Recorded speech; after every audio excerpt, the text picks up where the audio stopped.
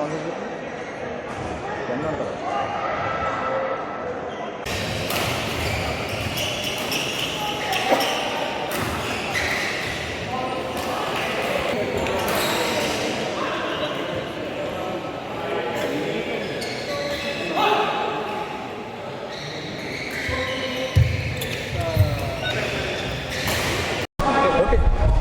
అందరికీ నమస్కారం.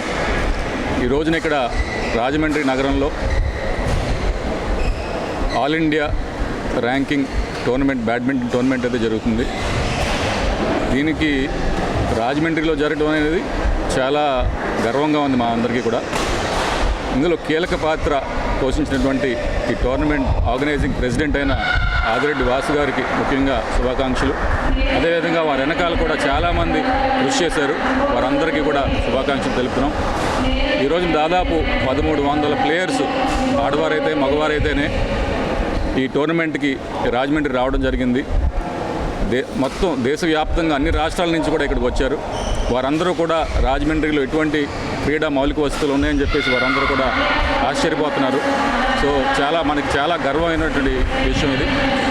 అయితే దేశంలో ఒక దేశం కానీ ఒక రాష్ట్రం కానీ పురోగతి చెందాలంటే అందులో క్రీడారంగం ఎంతో కీలకమైనటువంటి పాత్ర పోషిస్తుంది. అదొక కొలమానంగా మనం తీసుకోవచ్చు. క్రీడలకు ఉన్నటువంటి ప్రాముఖ్యత కానీ, క్రీడల పట్ల ఆసక్తి చూపుతున్నటువంటి వారు సంఖ్య కానీ ఒక కొలమానంగా తీసుకోవాలి పురోగతి చెందేటప్పుడు.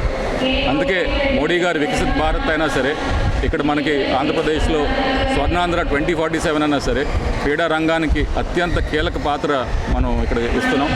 ఇక్కడ ఫండ్స్ కానివ్వండి, ఇటువంటి టోర్నమెంట్స్ కానివ్వండి, ఇంకా ఎన్నో మన రాజమండ్రి ప్రాంతంలో జరగాలని చెప్పేసి ఆశిస్తూ, రాజమండ్రి ఆర్ఎంసీ కానీ అంటే లోకల్ బాడీస్ యొక్క ప్రాముఖ్యత ఎక్కువ ఉందండి దీంట్లో రోల్. కూడా నుంచి సహకారం అందిస్తున్నాం, కానీ అంటే పార్షల్గా మన స్పోర్ట్స్ అథారిటీ కానివ్వండి, లోకల్ అర్బన్ అథారిటీ కానివ్వండి, వీరు తీసుకునే ఇనిషియేటివ్స్కి కొంత ఫండింగ్ కూడా నుంచి ఇస్తున్నాం. సో ఆ విధంగా మనకి ఆ పాత్ర ఉంటుంది. Thank you.